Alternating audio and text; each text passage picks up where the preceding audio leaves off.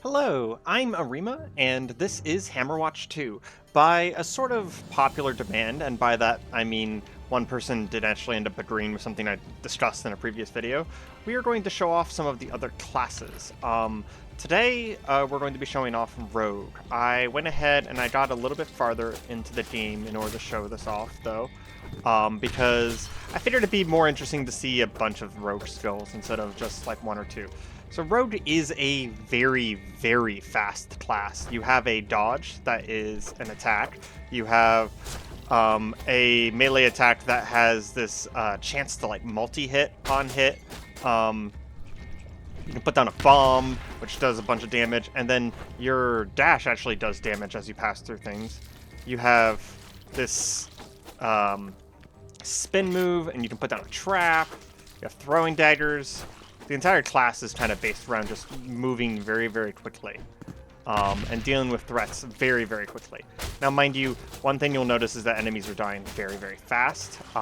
Just for the sake of these demonstrations, I am playing on easy mode right now, so you probably won't get the same mileage on damage unless you also play on easy mode.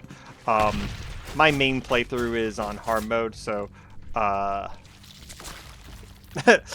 that's really funny. My main playthrough is on hard mode, so I'm playing a little recklessly on easy mode right now, just so I can kind of show off the class. It's good to know, though, that if you face check yourself into monsters, even on easy mode, you will, in fact, die. But yeah, we're going to play Rogue here for about 30 minutes, and then in a future episode, we'll take a look at the other one that I have queued up right now is Ranger, so that'll probably be next. The poison in the sewers here actually does a lot of damage, and I will admit that I'm probably under-leveled for this area because I sort of just rushed through the beginning part of the storyline. You start on a place called Hammer Island in this game, and I have kind of done it a couple times, so I did kind of just do the bare minimum. I didn't do an exploration or anything like that. This is one of those games where doing a little bit of exploration will sometimes just get you prepared for what's to come. So it's not a bad idea to do. But we have a quest to clear these sewers, so we're going to do exactly that. And if we have any time left over, I will do some other adventuring. You'll get a good idea of what this game's like and what this class is like. Go ahead and step on this. The first time I did this, I actually never noticed what that button did. But this time around, I noticed that you'll notice that it clears out the water here in the sewers. This entire sewers is kind of like a little bit of a puzzle dungeon. And this is where this game actually shines, is it has a lot of little puzzle dungeons. A lot of people might, play this game and then do some of the side quest areas and been like, oh, well, that's not terribly interesting. And yeah, they didn't put a lot of effort into their side quest areas sometimes, but that's because the main storyline areas are really, really nice and really expansive, and they even have mechanics to the main storyline areas where you come back to them later once you get Metroidvania-style upgrades. So, I wouldn't judge this game based off of primarily its side quest areas. As for what kind of game this is, period, if this is the first you've seen of it, it is essentially an action RPG, but it has a few things going for it. It is the spiritual successor. Well, I shouldn't say that. It is actually the real sequel to a game called Hammerwatch, which was a sort of roguelike, I suppose you could call it. It was a action RPG that had permadeath, and some pretty crazy hard mechanics to it.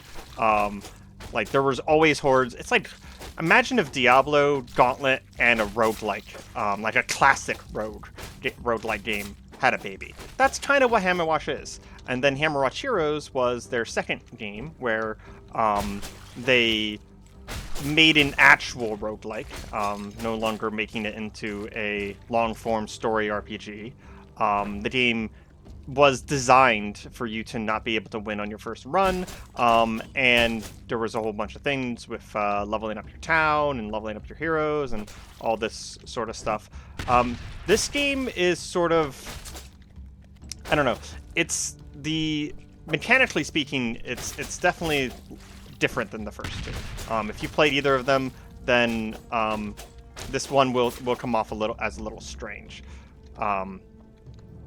But it is more in the classic vein of like old long form action RPGs, but it has a lot of open worldness to it. The only linearity comes from the fact that enemies are of a various difficulty, and you can't, because it's an RPG, you can't really just rush into things. But I will say it's a very, very fun kind of old school style. Oop, I'm going to die again if I'm not careful. An old school style action RPG. It doesn't really like ring the kind of same vibe that like Grim Dawn or Diablo has. It's closer to like playing Divinity or playing like a top-down. I don't want to say Skyrim, because Skyrim would give you the impression that it's much larger than it is, which it has its own scale. Let's just say that. But yeah, this is Rogue. I can pause real quick. So I'm also going to level. So Rogue, starting off, has the lunge, which is that offensive attack. They have twin daggers, which is their main attack. The twin daggers comes with a series of passives that allows it to store additional hits, to bleed. It also has a chance to stun on the first hit, which helps you survive in melee, which is a pretty big deal, because you always fight against hordes in this game. You will always be on uneven odds. And then you have your throwing knife as an offhand, which is default bound to your right click. That has passives that increase its critical chance, or chance to hit critical hits, and it also has this really cool one where it starts scaling off of dexterity and strength, because most of your offhand weapons already scale off of dexterity, and it also starts piercing more and more. And then you have a grenade that you can toss out, and it has... Oh, I didn't actually even notice these. So it has... I'm going to take this upgrade right now. It has the ability to turn into cluster grenades once you get to a depth level. It can turn into... explodes on impact and leaves a burning ground. Also can stun all enemies. These right here are actually optional passives. Sometimes... there might be times where you don't want to take some of these optional passives. Like, for example, with Twin Daggers, Blackjack technically reduces your damage, but it adds that stun in. So personally, I thought it was worth it. And then with Lunge, you have Explosive Exit, which is, it'll leave a grenade behind if you do it near an enemy, or if you do actually hit with, ooh, that's interesting. That's the first time I see that. Mutually exclusive. So you can only take one of the two of these upgrades. So this one says that if you hit with Lunge, it will reset the cooldown, and this one gives you a line of upgrades about dropping behind a grenade. And if I am to guess anything about this game, it'll probably take the properties of your grenade spell. So like it'll turn a dropper, incendiary, cluster, etc. Right? Oh, since I got a cluster grenade, I can't get the incendiary grenade. One thing to keep in mind is there is an NPC in game who will, for in-game money, allow you to re-roll your chosen talents. So you don't have to worry too much about like making a mistake or anything like that with any of this. Oh, I didn't actually finish covering the skills, but I got a little distracted by wanting to test out that cluster grenade. That's pretty good. I think personally I might re-roll that if I were to continue playing this character and go for the incendiary, because the fact that you can control where it explodes is very nice.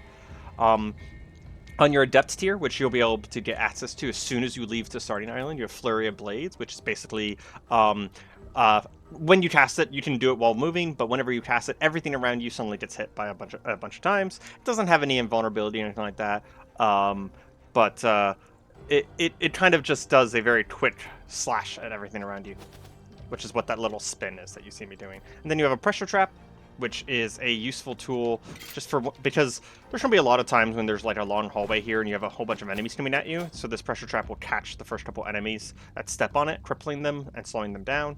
And you can upgrade it to add Toxic Bolts. And it looks like all three of these are exclusives, so keep that in mind. So this is Toxic, this is Lightning, and this is a Grenade Trap, which sounds fun. And then you get some passives at Adept as well, Grinding Evasion, and a cool thing called Slice and Dice, which I'm excited to get, so I'm actually going to be grabbing it right away.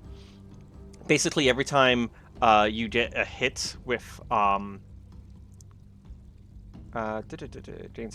attack hits, yeah. So every time you get an attack hit, which I'll test this out in a moment. I'm not sure if this means attack with your main attack or any attack.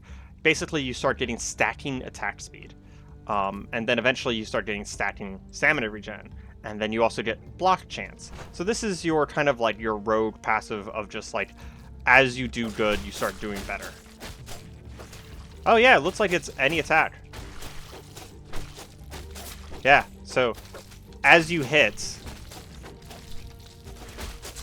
you just get stacking buffs. Which actually makes the daggers have a really nice play in there of being able to start off that combo early. Just gonna go ahead and make sure I stay alive here.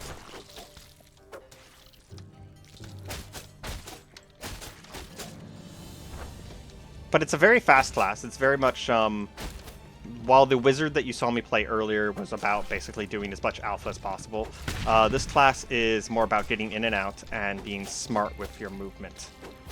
Because you have movement as a premium.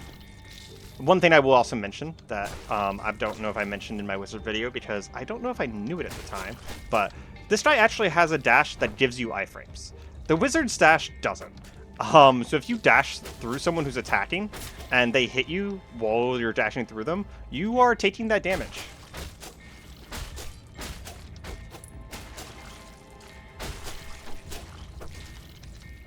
Just gonna go ahead and toss a grenade out there. Meanwhile, this guy is a little bit safer.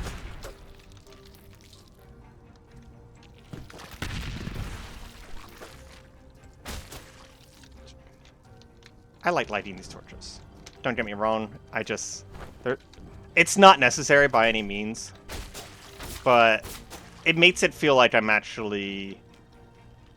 Ooh, wow, that is a lot of bugs. So just to let you know, in case you haven't seen much of this game, I do actually have a running series on this game if you end up being interested in it. I'm playing a wizard in that running series, and I'm playing on hard mode instead of... This is actually easy mode, of all things. Hard mode, you have to be even more careful. And whenever you die, you don't lose an experience, but you do lose money. But that's actually what I found on my other character, is it's not really that big of a deal to be losing a bunch of money. The game gives you a lot of opportunities to get money. I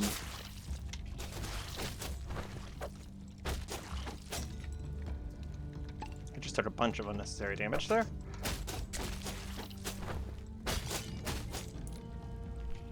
But it is just good to keep in mind. And I don't know if the money that you lose is scaled based on difficulty. It seems to be about the same. I died a bunch on hard mode, and I have died a couple times just because I'm playing uncautiously. I've died a couple times on easy mode here as well. Because realistically speaking, even in easy mode, the game isn't like... I mean, it's not hard on easy mode, but it's definitely not easy.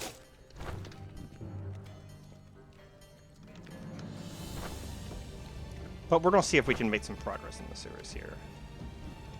Lighting torches as I go. If you want to see some more torch lighting action, you can always check out my other videos on this game. I know, it's a weird thing to say, but it's just like, it came to mind. Ooh, there we go. There's another big hive. One thing to keep in mind, in case you haven't seen this game, is that not all of the enemies are just melee enemies that are going to rush at you like this. There is actually a pretty significant variety of enemies that I've seen, even having only played the game for, I don't know, what is it, about 3 or 4 hours on my main save? I'm not sure exactly. Maybe upwards of 5. But the enemies do change in variety pretty heavily. Like, my main save right now, I'm in a thieves' den. And in that thieves' den, there is enemies that can there's melee enemies that rush you, who have shields, who block a lot of damage, and then there's backline enemies behind them who will throw knives at you and will try and flank around you. There's enemies that throw bombs at you. There's enemies that disable your abilities if you get caught by like hooks that they throw at you.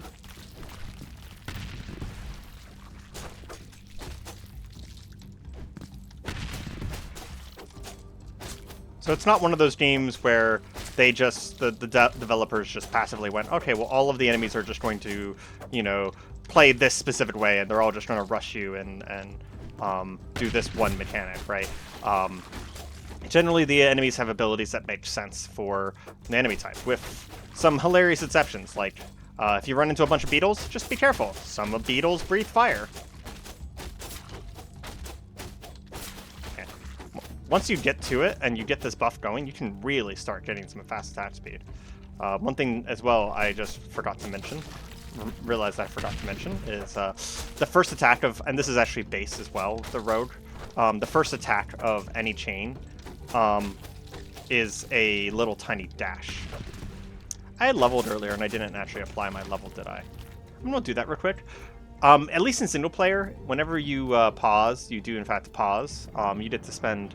On level up, by the way, you get to spend 5 skill points until they basically tell you straightforward what they do. Strength is HP, intelligence is mana, dexterity is stamina, and then all of the appropriate regenerations for each. But something to keep in mind is you see how it says 27% of hand? That is my dexterity. So it also scales my damage, and it also determines what equipment you can wear. So it's, for example, this breastplate requires 12 strength. And if you're ever curious what something is, there's a huge page of stats that show you all the little icons. It's not the best thing in the world. I wish there was tooltips sometimes. Like, if you glance at something like this, it's like, okay, well, what does that mean? It gets plus 0.28 of one and plus 3.5 another. And you eventually learn them, sure, but that is, in fact, stamina regen and movement speed. And the reason I know that is because if you come over here, that's stamina regen, and there's that symbol, and then there's that movement speed symbol. I didn't realize that I got that ring. That's cool. I forgot to finish my level up because I was explaining things. We are going to go ahead and upgrade Slice and Dice to regenerate our stamina, because this character runs mostly everything off of stamina. And then I've been using my daggers a lot, so I'm going to grab this other thing that lets me get more strength scaling. Oh. So this would be Fan of Knives or Strong Arm. Now, there's a lot of times where it kind of gives you a choice between the two. And do I have anything that I can buy for one? Probably this passive over here. 5% evasion. That'll probably come in handy. There we go. Levels are pretty important. The game does have a lot of...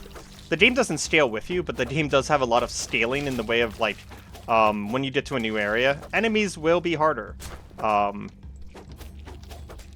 I wrong about those iframes? I swear I just took damage there. Maybe it's the ranger who has iframes. Oh boy. Oh boy, I wish I'd... Hope I didn't just misinform a whole bunch of people. I mean that very earnestly. Ah. Sometimes these guys kind of leech onto you.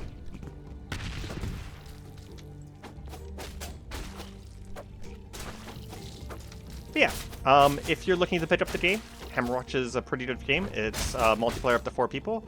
I've heard that there has been some minor issues with multiplayer, but they've been patching it almost every single day since I've started playing about half a week ago now. And I will tell you, it's a very fun game. Even if there might be some very, very minor issues, it is still getting very positive on Steam, and a lot of people are enjoying it. If you like slower-paced games that can be a little harder, or if you just, want to play on an easy mode with a friend and take your time and enjoy it, either way, it's a very fun game. I'm going to head up here and finish this quest. I'm going to try and avoid any story spoilers with these particular episodes. If you want more storyline, I am going through most of the storyline on my other character. And I'm just going to complete this storyline instead, or this quest instead of actually going through what's going on here. Just curious what was back here. Those look kind of like villagers. Interesting.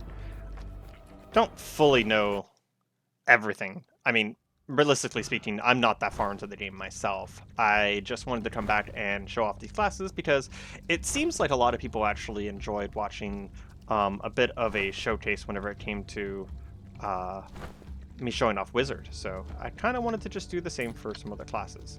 And it takes me a lot of time to do these, so they're not going to come out very fast, and I couldn't do them all simultaneously.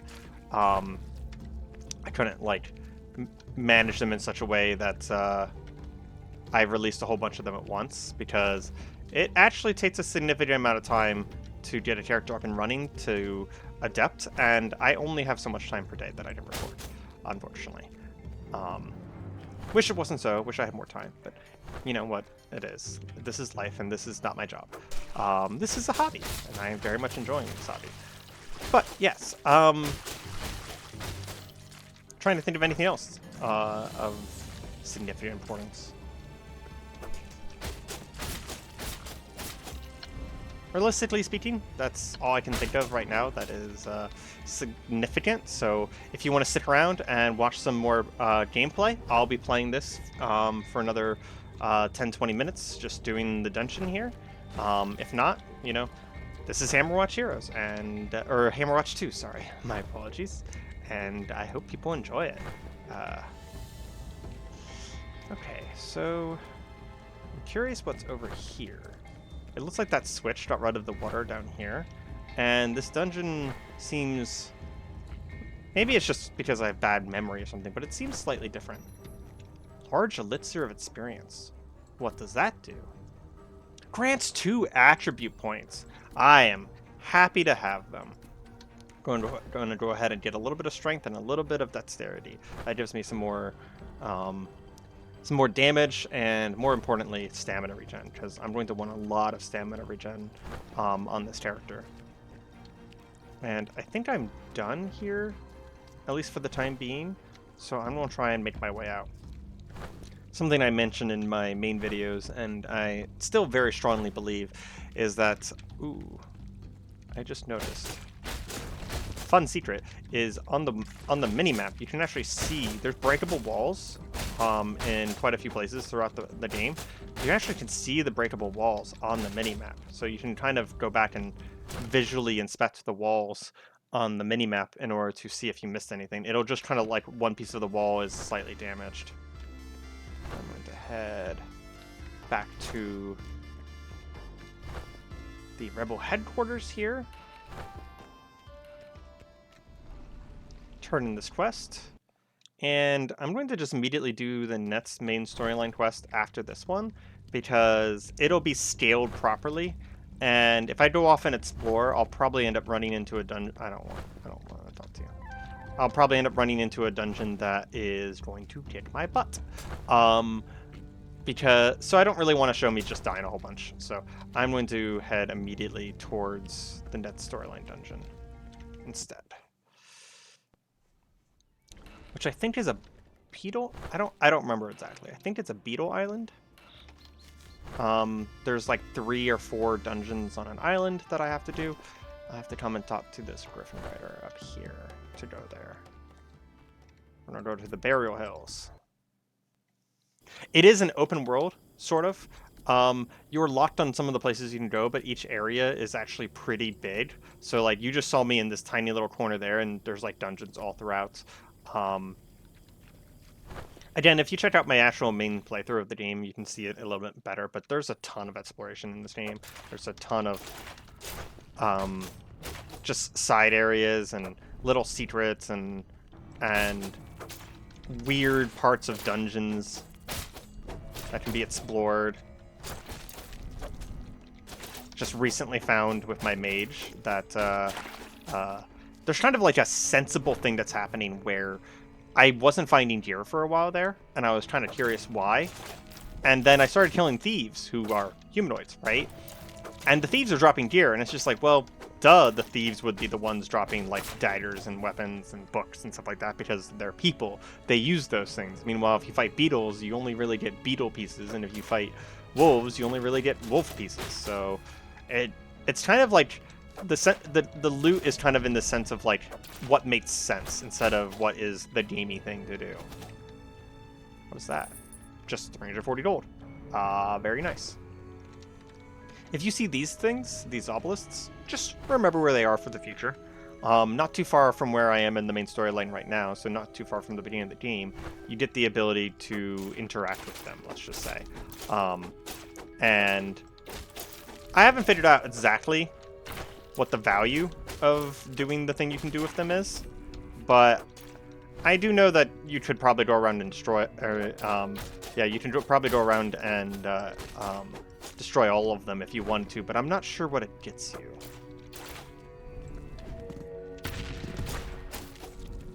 I have a hard time keeping things under the lid, but yeah, if you want to figure out what I'm talking about, go watch my main playthrough, I guess. Don't really want to kind of just drop all that stuff here, just in case people don't want spoilers.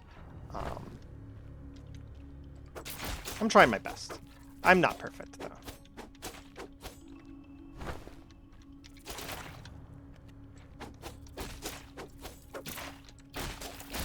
Man, it really does feel different, though. Like, the difference between Rogue here and Mage. Mage is just, like, always you're keeping your distance. Rogue, I have to figure out how to get close, because I don't have the resources to keep my distance for a long period of time. I have to rely on my main attack to some degree. So, because of that, I'm just checking the walls for secrets as I walk my way back out. Because of that, I have to figure out how to use, you know, my dash and my other resources to try and figure out how to get in. And to my surprise, because playing as a wizard, I was just like, oh man, as soon as something gets in melee with me, I'm basically dead. It's a lot easier with Rogue to move around in melee.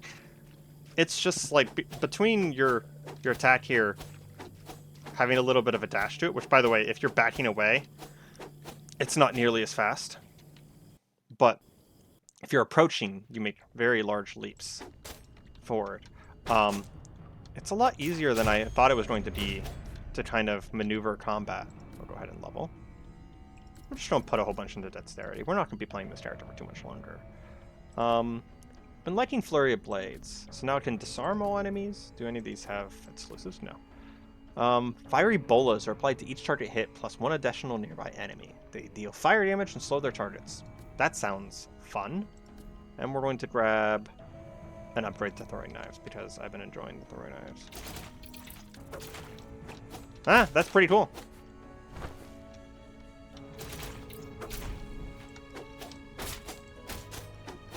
One small little tip that is not something that is dreadfully obvious about this game is that you can buy bronze and silver keys from several NPCs in the game, including the Tavern Keep at the very beginning of the game. So, you know, if you feel like you're stuck because you don't have any bronze or silver keys, which is a thing that I've just recently run into, doing these little tutorials, not tutorials, but doing these little showcases of other classes actually led me to that discovery. And whenever I go back to my wizard, probably in a day or so here, I will have a much better understanding of what I'm supposed to do next, which is basically I wasted all my keys on silly things in a dungeon that has a ton of key doors, and now I can go back and just buy some more.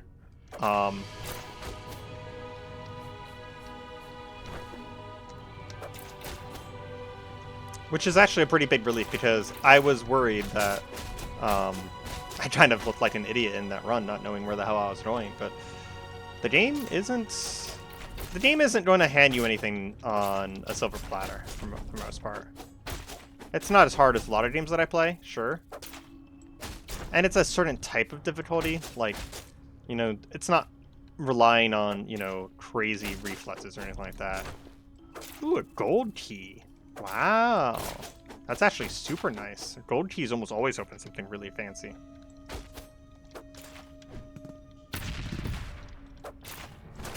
I just wanted to completely take those guys out because I'm running low on HP. The other tip I would give you is to go and make... Ah, shoot. I didn't even notice it. That's actually where we need to be going. But the other tip I'd give you is that there's a quest in the beginning of the game in order to get you a potion. Do that quest, but on top of that, as soon as you get other bottles, because that's the main ingredient you need for potions, as soon as you get other small or large bottles, I would make more potions. And in fact, I just remembered that I made another potion.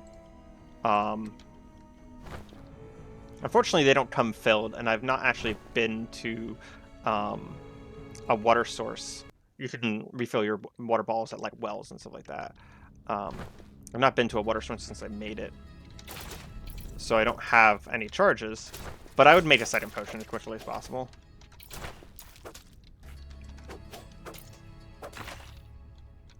I might die here.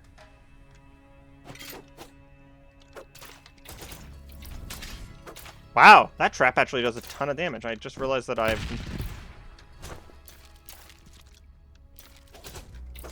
never used it on anything before. Stopped mid-sentence there because I was like, I'm gonna die.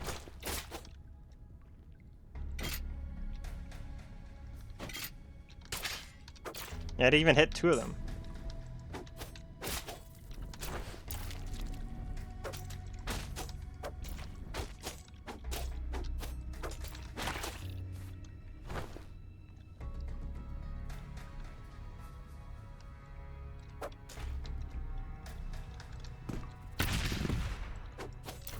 One big aspect of this game is conservation of resources, which I have failed to do. You have a limited amount of resources. At most, you can ever only bring 3 potions, and since one of them was in my inventory, I actually just realized since it was in my inventory, it didn't get refilled. So you can't like keep spare potions. Oop, that was a poison mushroom. Oh, the poison mushroom didn't poison me. Interesting. I actually thought it was going to because I ran into poison mushrooms before and they poisoned me on touch. So I've actually been avoiding touching them. It's interesting. It's good to know though. But it's a conservation of resources thing because a lot of these dungeons are huge and there's tons and tons and tons of enemies. So the more hits you take, the more resources you're going to end up wasting, and the more likely it is you're going to die. Even on easy difficulty, I have run out of resources doing this dungeon. Because I'm sitting here faffing about and not playing very well. And that's what we're here for, right there. Don't worry about what it is. Again, trying to avoid the spoilers. If you want to know what it is, I have already gotten past this point in the game in my main playthrough. So you can check the playlist for Hammerwatch, and it'll be on there. I am trying to consider how I'm going to do this in the playlist. I might list it there, and then like make sure that people know that this isn't part of the main playthrough somehow. I can really chuck these daggers, I just realized. Like, they only cost 6 stamina.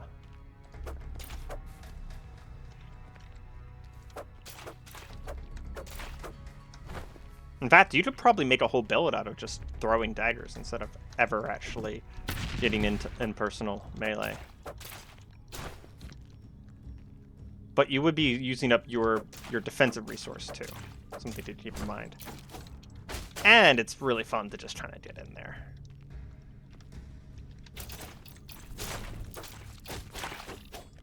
I am kind of afraid of the big guys, though, because I don't know if you've noticed, but the big guys, they actually have a grab attack, and they'll hold you in place while you get poisoned by them. It's actually pretty deadly, pretty lethal. This is what I was talking about earlier, about how different enemies have different kind of mechanics to how they fight. These big beetles are really scary, and they're not like scary by themselves, but they're scary whenever they have like their fire-breathing friends around, because they will grab you holding your place, and then their fire-breathing or their poison-breathing friends will just end your career, and you'll be like, oh, Hammerwatch hero? No, more like Hammerwatch dead dude. Realistically speaking, you always revive in this, so you'll just be a little bit broke, more broke than you were before. But it's been about 35 minutes. You've gotten a pretty good idea from this point what this game's like and what Rogue is like. I hope you have enjoyed this little preview, and if you did, please feel free to leave a like, subscribe, comment. It just helps me keep the channel going, and hope you have a good day.